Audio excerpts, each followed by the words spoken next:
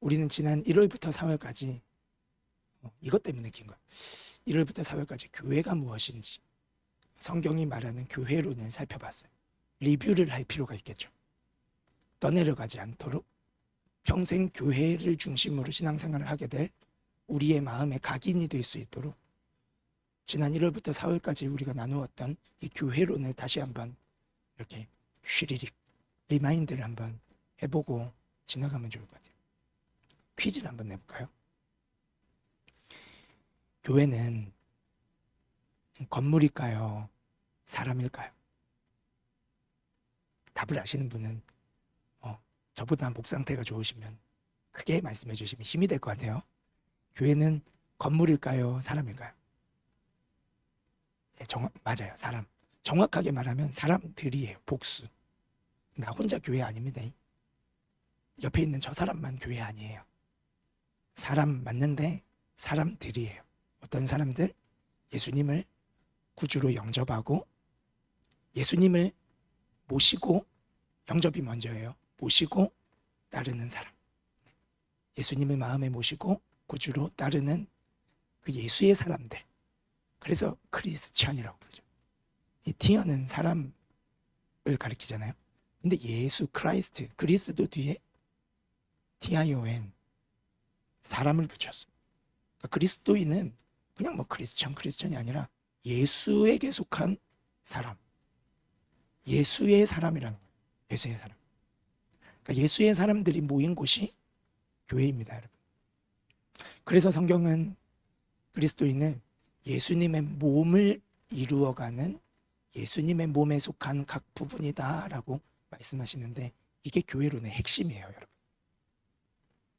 교회는 주님의 몸이고 살아있는 생명체이기 때문에 살아있는 것이 메마를 수 있습니까? 여러분, 화분에 씨 들고 이렇게 물을 안 줘가지고 활짝 펴있던 꽃이 이렇게 고개를 숙이고 메말라가는 거, 그건 사는 거예요? 죽은 거예요? 죽은 거죠. 살아있는 생명체는 정체되거나 메마르지 않아요.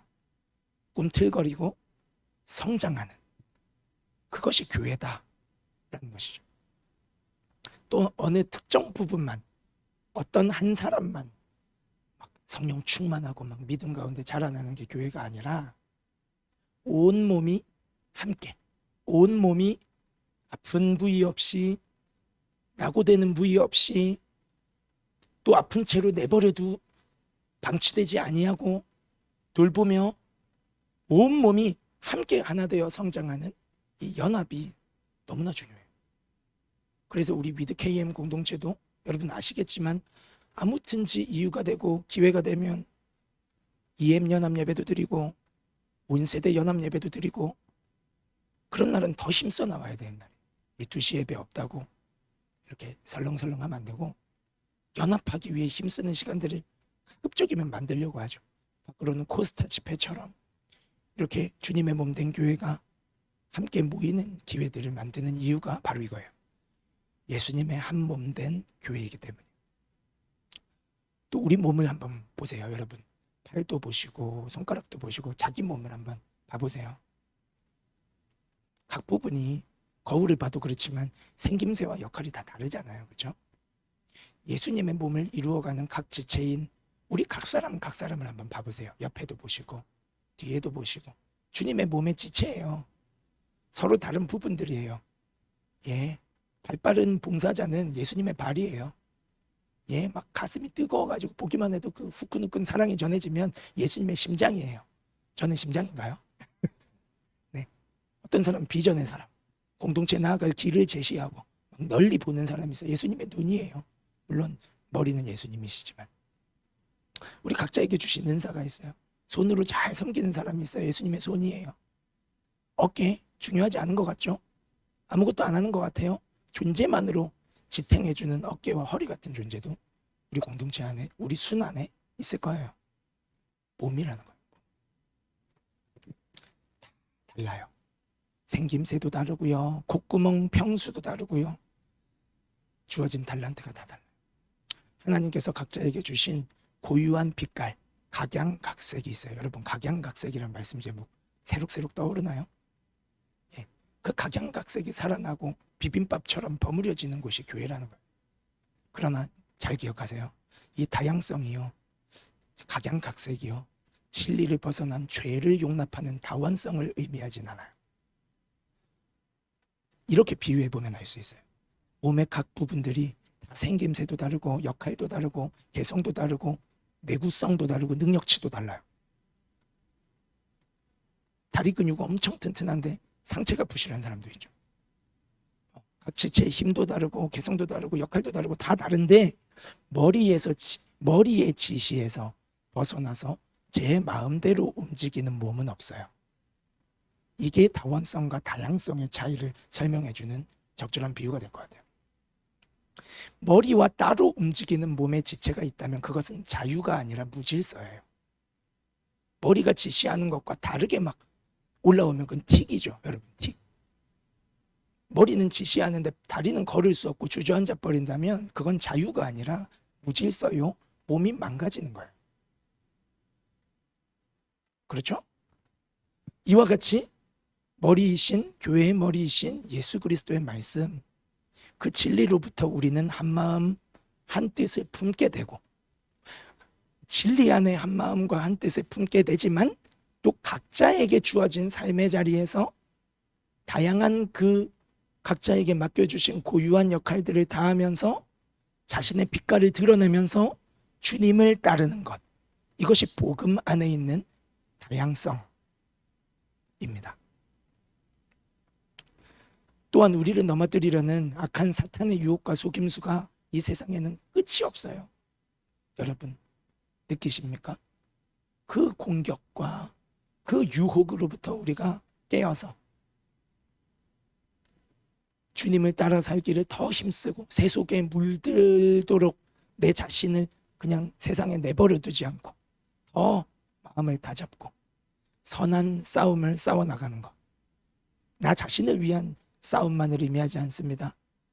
여전히 죄와 죽음의 노예가 되어서 살아가는 잃어버린 내 친구, 우리의 가족들, 그 잃어버린 영혼들을 건져내어 포로를 탈환해내는 역할, 건져내어 아버지의 품으로 돌려내는, 탈환하는 이 영적 전쟁을 싸워나가는 것이 여러분 우리가 교회로서 가져야 할 정체성이고 사명이에요. 영적 전쟁이라는 말씀의 제목 기억나나요? 이 치열한 전쟁터 속에서 우리의 자신을 지키고 내 옆 사람을 살려내고 이렇게 복음 안에서 또 각자에게 주신 그 개성과 다양성을 마음껏 빛깔을 드러내며 그렇게 하나님 나라를 세워갈 때 우리에게 분명한 소망이 있어요. 그것은 무엇입니까? 종착지가 있다는 것. 기억나시나요? 우리의 인생이 끝나고 이 세상도 끝나고, 그러나 반드시 그 끝에 다시 오실 주 예수님, 그리고 주님의 영원한 나라는 우리에게 반드시 찾아오게 될 종착지이다. 그래서 우리는 소망을 품고 오늘을 다시 일어나는 거예요. 흔들리고 넘어지기를 반복하는 진짜 연약한 믿음을 가진 우리잖아요. 얼마나 흔들립니까? 믿음이 있나 싶을 때도 있어요. 내 자신을 보면서. 그렇게 우리가 정말 주님이 느껴지지 않을 때도 있고, 주님보다 세상에 당장 눈앞에 있는 시험이나 돈이나 진로 이런 삶의 문제들이 막 너무 큰 골리앗처럼 느껴지고, 하나님을 향한 신뢰가 우리 안에 막 바닥이 나고, 우리 이렇게 연약하잖아요, 그렇죠? 그러나 여러분 용기를 가지십시오. 우리가 용기를 가질 수 있는 근거가 있어요. 무엇이냐면 우리의 구원은 처음부터 하나님이 우리를 택하시고 구원하셨을 때, 우리를 죄와 죽음에서 건져내셨을 때 이 구원은요, 여러분 나의 노력과 나의 힘과 나의 자격과 나의 공로에 달려 있었던 것이 아니에요. 처음부터. 한때는 잃어버린 양 한 마리였던 나를 찾아내기까지 찾아내셨고, 우리 지난 봄 수련회 기억나시죠? 그리고 찾아낸 나를 끝까지 포기하지 않으시고 사랑으로 길러가고 계시고, 또 집 나가면 또 다시 찾아가지고 짜장면 먹여가면서 데려오시고, 그렇게 끊임없이 나를 포기하지 않고 길러내시는, 자라가게 하시는 선한 목자이신 예수 그리스도, 그 절대적인 은혜가, 그 주님의 열심이 여러분 우리의 구원을 완성시키실 것입니다. 믿으십니까? 이러한 내용들이 우리가 지난 4개월 동안, 지난 4개월을 지금 6분 안에 요약을 했습니다. 6분 맞나요? 지난 4개월 동안 우리가 살펴본 교회론이에요.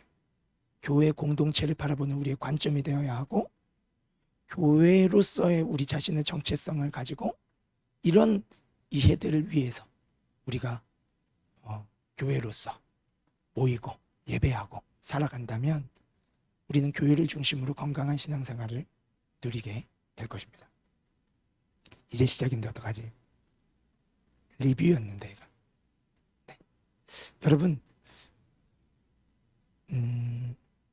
리뷰가 너무 길었는데요. 오늘부터 5주 동안은 가정에 대한 성경의 관점과 이해를 살펴보려고 해요. 교회가 건물이 아니라 예수님을 마음의 왕좌에 모신 성전으로 살아가는 우리 그리스도인들의 모임이 교회라고 했을 때 가장 작은 단위, 마치 세포의 단위와 같은 1차적인 교회 공동체가 있다면 그것은 가정이에요. 우리가 교회로서 정체성을 가지고 살아가야 할 첫 번째 삶의 터전은 여러분 앞으로 꾸리게 될 그 가정이 될 것이에요. 우리의 사명지는 가정이에요. 그렇다고 한다면 성경이 말씀하는 가정은 어떻게 이루어지고 어떻게 이루어야 하고, 또 가족 구성원의 건강한 역할들은 무엇인지 우리가 앞으로 5주에 걸쳐서 살펴보려고 합니다. 미리 말씀드릴 게 있어요. 우리 중에 어쩌면 가정 안에서 관계의 깨어짐으로 가정으로부터 충분한 사랑을, 지지를 경험하지 못한 분들도 계실 수 있습니다. 사실은 앞에 서 있는 저 역시도 다 말하기에는 너무나도 아직까지 이 마음이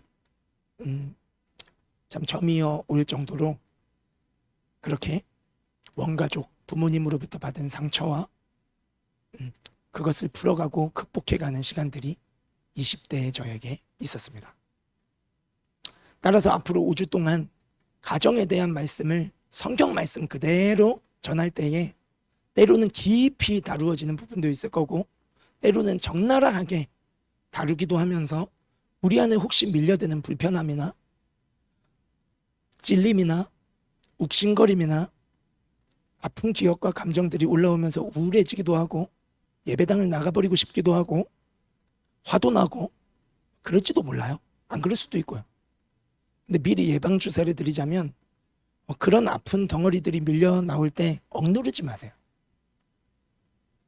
외면하지 마세요. 안 그런 척도 하지 마세요. 우리 모두는 죄인들의 세상 속에서 죄의 열매로 서로 주고받았던 상처를 가지고 있기 때문에 하나님이 터치하심이 필요한 아픔들이 다 있어요. 그리고 치유와 회복이 필요한 무너진 삶의 영역들이 우리 모두에게 있습니다. 그러니까 부끄러워하지도 마시고 피하지도 마시고 주님이 만지시면 마음을 열어드리시고, 무언가 울컥울컥하고 터져 나오면 나오는 대로 가만히 두세요. 억지로 그럴 필요는 없지만, 막 끄집어내고 막 자아낼 필요는 없지만, 예배 가운데 이렇게 말씀이 5주 동안 선포되는 가운데, 기도하는 가운데 의사이신 우리 주님의 예수나의 좋은 치료자이신 주님의 성령이 우리 마음을 이렇게 터치하시면 그 말씀은 당장은 나를 찌르는 것 같지만 기억하세요. 절대 나를 해치는 무기로서 나를 찌르는 것이 아니라 나를 고치고 살려내기 위한 수술실에 의사의 손에 들려있는 메스로서 나를 터치하시는 시간임을 기억하고 누리시기를 바랍니다. 오늘은 가정의 첫 번째 시간으로서 짧게나마, 오늘 본론은 굉장히 짧아요 사실. 짧게나마 이 순결에 대한 이야기를 좀 나누려고 합니다. 순결이 뭐죠? 우리 한 세 사람의 대답만 한번 들어볼까요? 순결. 혹시 용감하게 큰 소리로 대답해 주실 분? 네, 우리 왼쪽 목을 긁적이고 있는 정웅이. 네. 순결이 뭐죠? 때묻지 않은 순수함. 오, 감사합니다. 우리 박수 한번 하겠습니다. 네. 전제하는 것은 이제 남녀와의 관계 안에서의 이 순결을 말씀하는 거기 때문에 조금 더 구체적으로 들어가 봐도 좋을 것 같아요. 중요한 원리를 말씀해 주셨어요. 또 한 두 사람만 더 들어볼게요. 네, 우리 활짝 웃고 있는 혜지 간사님.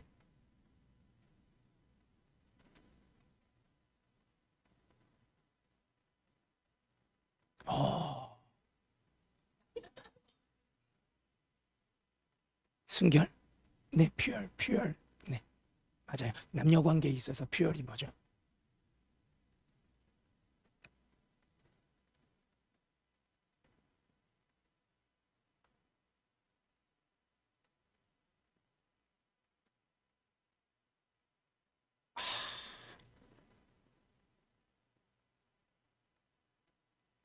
아, 그림으로 표현해 주셨어요. 나와 그 사람 사이에 하나님이 계시고, 우리 박수 한번 하겠습니다. 예. 자, 마지막 한 분 더. 남녀 간의 순결이라고 할 때 이 순결의 의미가 뭘까요?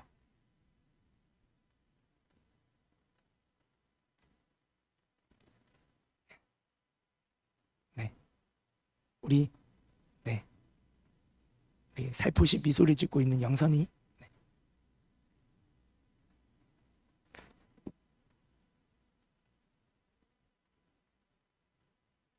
결혼하기 전에 그러니까 몸과 마음을 지키고 그런 후에 결혼 후에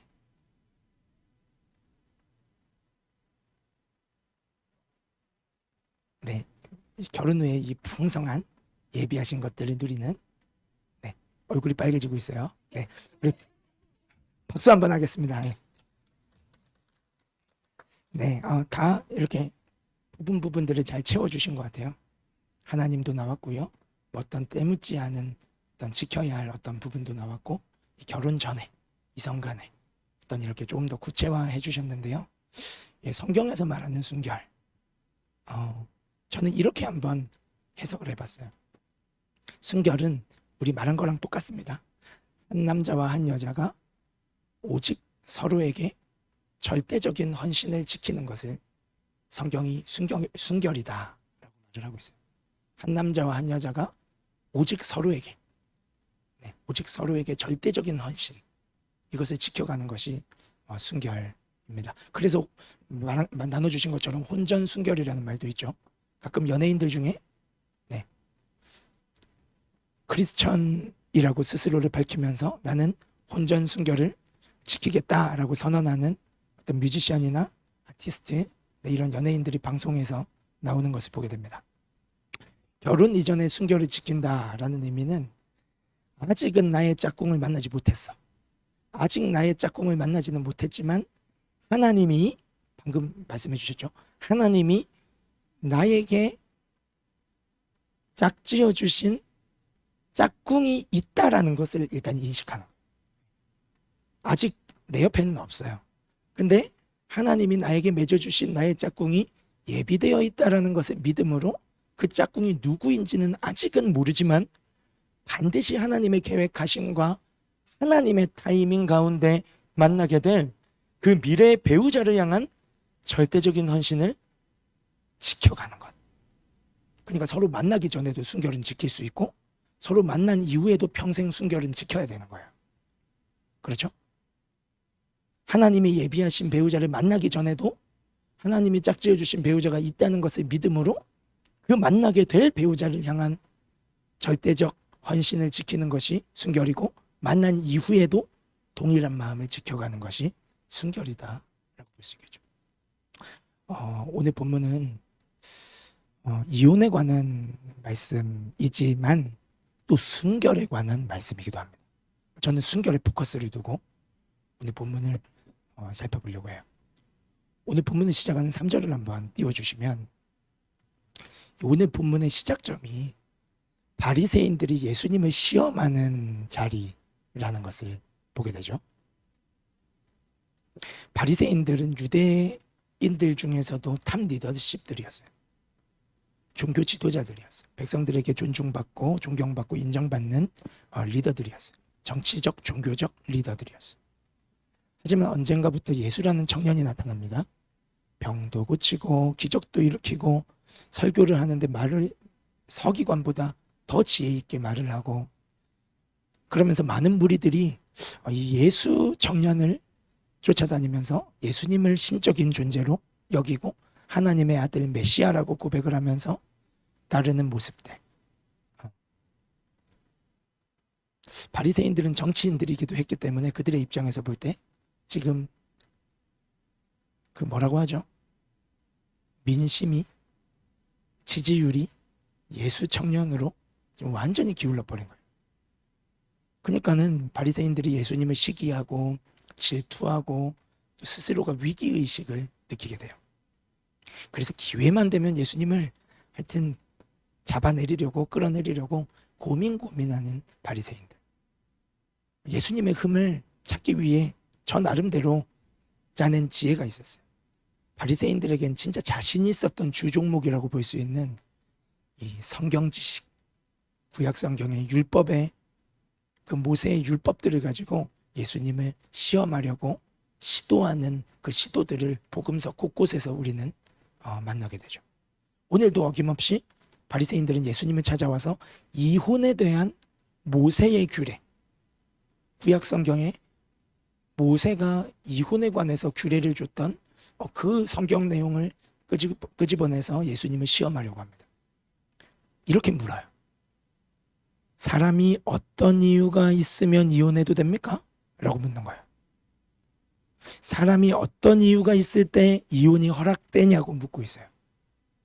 이 질문의 의도는요, 모세는 적당한 이유가 있으면 이혼 증서를 써주고 서로 결별할 수 있다라고 허용을 했기 때문에 이혼이 어떠한 경우에 허용되고 어떠한 경우에 허용되지 않는지 그 모호한 기준을 가지고 예수님 앞에 가지고 나온 거예요. 예수님의 대답을 책잡으려고 한 거죠. 의미 있나 없나. 그러나 예수님께서는 바리새인의 질문 속에 깔려있는 전제, 이 전제, 이혼이 허용된다 라고 모세가 규례로 주었던, 음란한 백성들에게 규례로 주었던 그 이혼의 허용에 대한 전제 자체를 뒤집어 버리세요. 예수님. 바리새인의 질문의 프레임 안으로 말려 들어가지 않으시고 그 프레임 안에서 묻는 말에 대답하시는 것이 아니라 하나님이 세상을 창조하셨을 때 그 창조 질서 안에서 대답을 하세요. 모세의 율법이 아니라 모세가 있기도 전에 세상을 창조하셨던 그 창조의 질서 안에서 예수님은 이 질문에 대한 답을 하고 계신다는 거예요.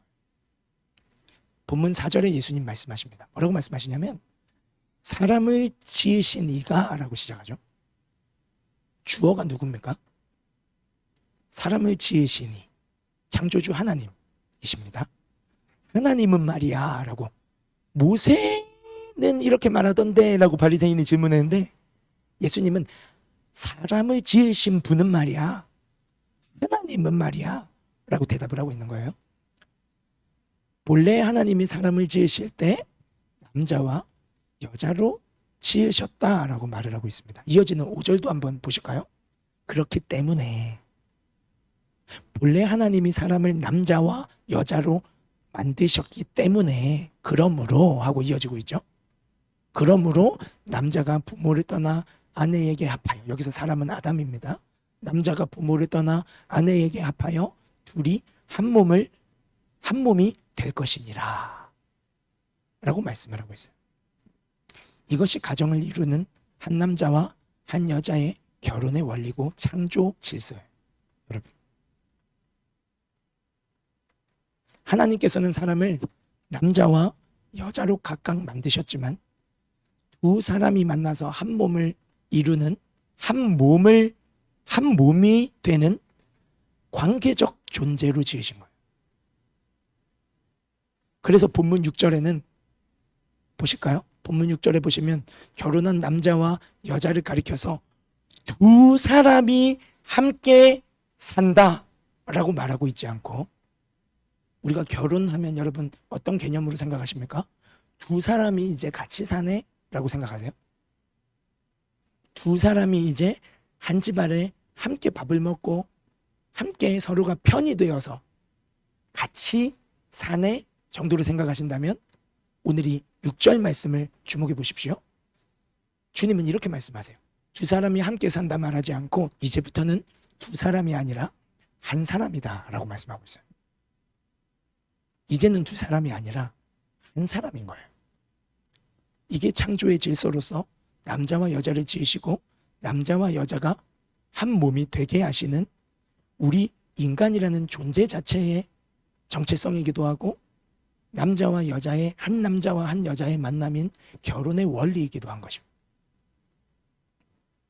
더 나아가서는 뭐라고 말씀하십니까? 두 사람이 아니라 한 사람이다 라고 그치지 않고 더 나아가서는 하나님이 짝지어 주신 것을 사람이 갈라놓을 수 있다 없다? 없다라고 말씀하세요.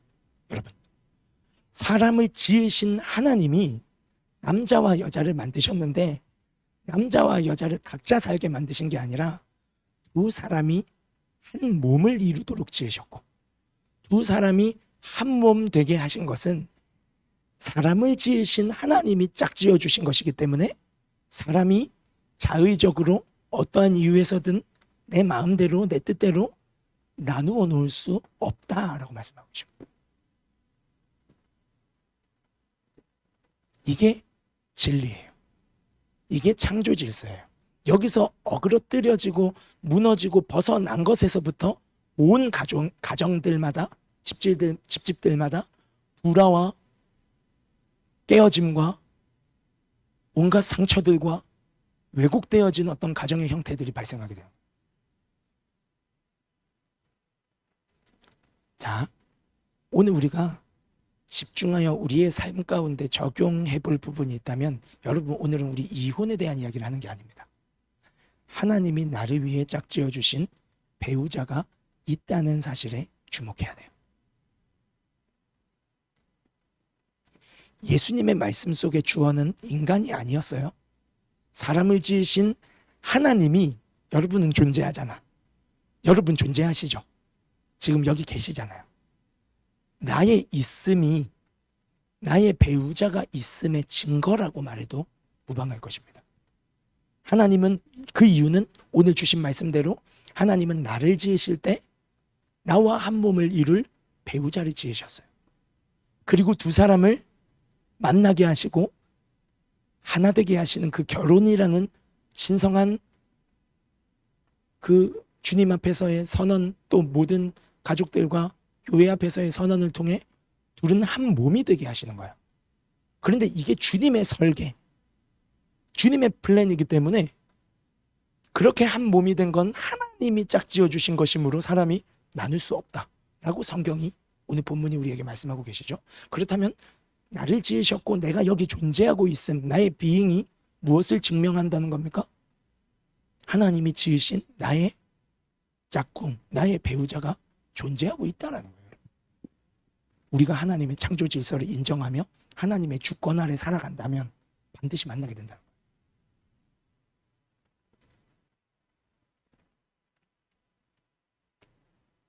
주어가 하나님이세요. 하나님이 나를 지을 때 배우자도 함께 지으셨고 두 사람이 하나 되게 하실 것을 계획하셨고 하나님이 짝지어 주신 그 두 사람이 만나 한 몸을 이루게 하실 것이고 하나님이 짝지어 주신 것을 아무도 나눌 수 없을 거예요. 믿으십니까? 여러분, 우리는 삶의 많은 영역들 속에서 하나님의 나라를 세워가야 돼요. 그게 그리스도인의 사명이죠. 무슨 말이냐 하면 우리의 구원자이시고 주님이시고 왕이신 예수님의 왕권과 주권과 통치권 다 같은 말입니다. 예. 주님이 다스리시고 통치하시고 주관하시는 그 능력이, 권세가 우리의 입술로만 주님하고 고백되어지는 것이 아니라 우리의 살아가는 삶의 구석구석, 우리의 생활의 반경 안에 삶의 영역들 속에 정말 주님이 다스리시고 정말 주님이 통치하시고 정말 주님의 능력과 손길이 나타나는 그것이 확장되어 가는 게 하나님 나라의 확장이에요. 그것은 지역적으로도 확장되어져 가야겠지만 내 마음 깊은 곳으로도 확장되어져 가야 돼. 내 삶은 내가 여전히 주인인데 밖으로 복음을 전한다? 이건 뭔가 모순이에요, 모순.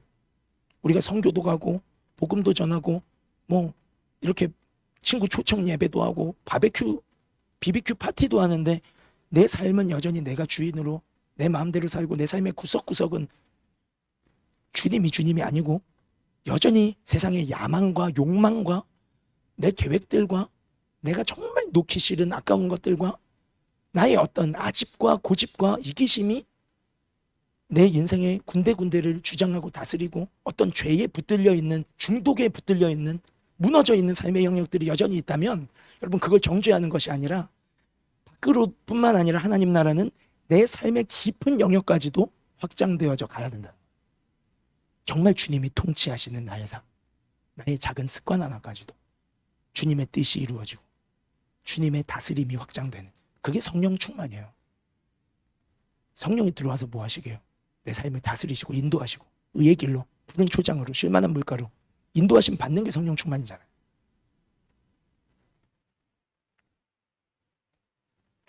오늘은 말씀을 정리하면서 순결이라는 영역, 여러분 이 순결이라는 영역 속에서 주님의 주권과 통치를 인정해드리는 우리 인생이 되기를 소원합니다. 이건 결혼한 사람과 안 한 사람 모두에게 해당되는 겁니다. 내가 좋아하는 사람과 만나서 내가 좋아서 만나고 내가 싫어서 헤어지고 내가 질려서 떠나고 그것은 주어가 누구예요? 그러면 주인이 누구라는 거예요? 나는. 내 자신이 주인이 되어서 이성을 찾아다니고 느낌 따라 감정 따라 때 따라 상황 따라 분위기 따라 만나고 무책임한 행동들을 하고 나 자신이 책임지지 못할 상처와 또 이별을 그렇게 경험하며 또 안고 살아가는 것. 이거는 하나님 나라, 하나님의 주권과 통치가 순결이라는 나의 삶의 영역에 임하지 않은 거예요. 우리는 그곳에 오늘 성령이 임하시기를 기도해야 된다는. 하나님께서는 오늘 말씀으로 우리에게 약속하고 있으세요. 오늘 마태복음 19장 3절에서 6절 말씀은 여러분 이 배우자를 찾는 과정 가운데 막막하고 또 이 순결을 지켜가는 가운데 무언가 우리 안에 혼란이 있을 때 이 말씀의 약속을 여러분 주소라도 적어놨다가 꼭 다시 읽어보시면서 이 말씀을 붙잡으세요. 이건 우리가 뭘 해라가 아니라 하나님이 우리에게 무엇을 계획하셨는지를 약속하고 계신 것이기 때문에 우리가 믿으면 우리에게 이루어지는 거예요. 뭐라고 말씀하십니까? 뭐라고 약속하셨어요? 오늘 우리에게? 나는 너를 혼자의 존재로 짓지 않았어 라고 약속하셨어요. 너와 하나 되어 한 몸을 이룰 너의 짝꿍을 내가 너를 지으면서 함께 지었단다 라고 말씀하셨어요.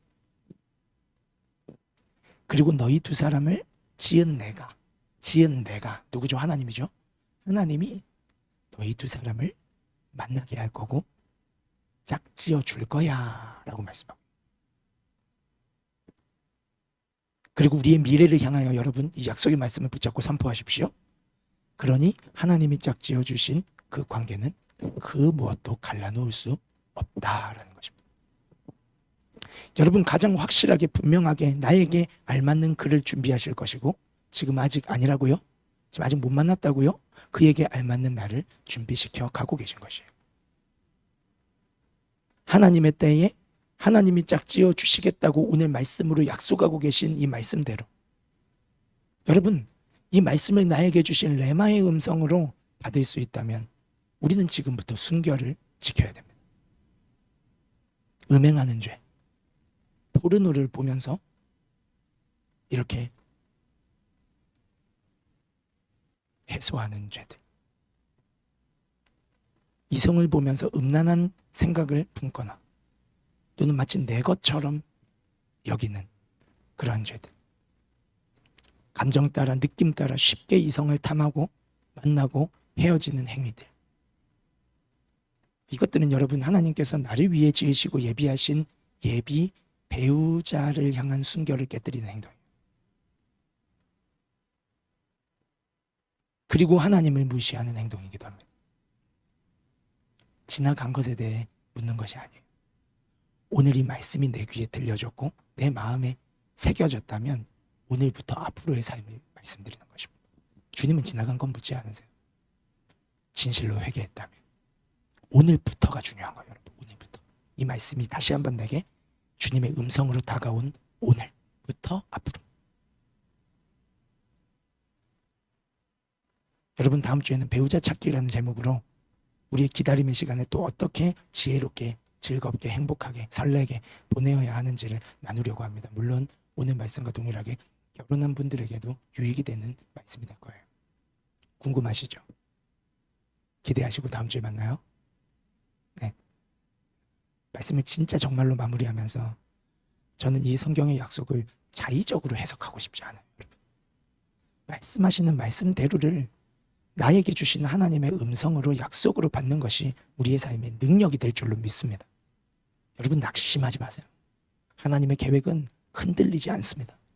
나의 실수, 나의 연약함 때문에 타이밍을 놓치고 늦어지는 것 같고, 나를 향한, 여러분, 나의 실수와 나의 연약함이 나를 향하신 하나님의 절대적 사랑과 절대적 주권을 뛰어넘을 수 없다는 사실을 믿으시기를 바랍니다. 그렇다고 한다면 나를 위한 짝꿍을 하나님께서는, 나를 지으신 하나님께서 나를 지으실 때 함께 지으셨고, 그리고 각자를 준비시켜가고 계신 거예요. 지금 서두르려고 하면 하나님의 플랜이 깨지는 거예요, 여러분. 막 분주하지 마세요. 분주한 건 마귀가 잘해요. 마귀는 엄청 분주하게 만들어서 우리를 막 해서 소용돌이처럼 세상에 막 휩쓸려가게 만들어버려요. 정신없다 그럼 멈추세요, 여러분. 일단 멈추고 봐야 돼. 성령은 평강의 하나님이시고 질서의 하나님이시고 화평의 하나님이시고 사랑의 하나님이시기 때문에 성령이 주시는 건 웬만하면 막 이게 인가 아닌가 그러면서 막 휩쓸려가지 않아요. 그 마귀가 하는 주특기 마귀. 막 속고 싶고 막 아닌 거 알면서 막 아닌 게 아닌 것 같고 싶고 막 그러면서 막 모르겠다 하면서 막 끌려가면 여러분 그 100% 마귀한테 말려드는 거예요. 순결의 부분에서도 마찬가지. 여러분 기다리세요. 그리고 이왕이면 다음 주에 나눌 말씀이지만 적극적으로 기다리는 방법을 다음 주에 알려드릴게요. 심심하지 않도록 능동적으로 내가 정말 최고의 배우자로 준비되어 가는 과정이 얼마나 희망찬 삶인지. 나중에 묶이면요 자유가 없어요, 여러분. 그 전에 자유를 만끽하며 거룩하게 또 좋은 배우자로 준비되어 가는 그 삶이 얼마나 특권인지 아세요, 여러분? 저는 이제 끝났어요. 다음 주에 그걸 나눌 텐데, 여러분. 오늘은 일단 이 순결이라는 영역 속에 오늘부터 앞으로 결혼하는 그 순간까지 하나님의 나라가 나의 순결의 삶의 영역 가운데 임하기를. 그래서 주님의 말씀하신 약속대로 우리가 정말 하나님이 짝지어 주신 배우자와 만나고 상처 없이, 지나간 상처는 싸매어 주시고 덮어 주실 거예요. 걱정하지 마세요. 그 만남까지 우리가 정말 잘 준비하고 주님이 짝지어 주신 그 만남을 최고로 누리는 우리 여러분이 되시기를 예수님의 이름으로 축복합니다.